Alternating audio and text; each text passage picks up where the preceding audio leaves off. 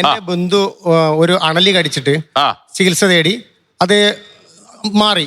ഒരു ഏപ്രിൽ മാസമാണ് കടിച്ചത്.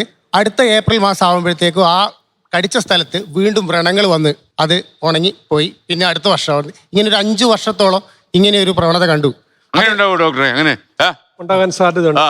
ലോക്കൽ സെല്ലുലൈറ്റീസ് വന്നിട്ട് അവിടെ റിയാക്ഷൻസ് ഉണ്ടാകാം. പിന്നെ ഡയബറ്റിക് ആയിട്ട് വേറെ എന്തെങ്കിലും ഇതുണ്ടെങ്കിൽ തീർച്ചയായിട്ടും ആ സ്ഥലത്ത് വ്രണം വീണ്ടും. ഡോക്ടറെ, സാധാരണ ഇപ്പൊ പാമ്പ് കടി ഏറ്റ ഒരാൾ അയാൾക്ക് മറ്റു രോഗങ്ങളുണ്ടെങ്കിൽ അയാൾക്ക് അത്യാഹിതം ഉണ്ടാക്കാൻ സാധ്യത കൂടുതലാണോ? എങ്ങനെയാണ് അതിന്റെ ഒരു അവസ്ഥ? ഇപ്പൊ ഹാർട്ട് ഡിസീസോ പ്രമേഹ രോഗിയോ? അല്ല, സാധാരണഗതിയിൽ അങ്ങനെ ഒരു വേറെ ഏതെങ്കിലും രോഗമുള്ള ഒരാൾക്ക് പാമ്പ് കടി ഏറ്റാൽ പ്രശ്നങ്ങൾ ഉണ്ടാകാനുള്ള സാധ്യതകളൊന്നും ഇല്ല. പക്ഷെ ഇവിടെ ഇപ്പൊ ചോദിച്ചുകൊണ്ട് തന്നെ പറയുകയാണ്, പാമ്പ് കടിച്ച് ആന്റി സ്നേക് വെനം കൊടുക്കുന്ന സമയത്ത് റിയാക്ഷൻ ഉണ്ടായി എന്ന് വിചാരിക്കുക. ആ റിയാക്ഷൻ ഉണ്ടാകുമ്പോഴേക്കും കൊടുക്കുന്ന മറുമരുന്നുണ്ട്, അത് അഡ്രിനലിൻ പോലെയുള്ളതാണ്.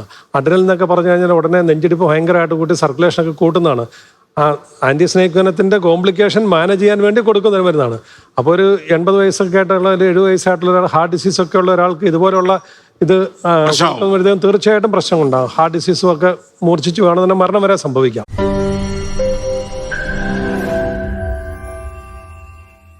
ലോകത്തെവിടെയായാലും ഏത് സമയത്തും 24 വാർത്തകളും ഓഗ്മെന്റഡ് റിയാലിറ്റി പാക്കേജുകളും എക്സ്പ്ലെയിനറുകളും വിശദമായി കാണാൻ ഞങ്ങളുടെ യൂട്യൂബ് ചാനൽ നിങ്ങൾക്ക് സബ്സ്ക്രൈബ് ചെയ്യാം.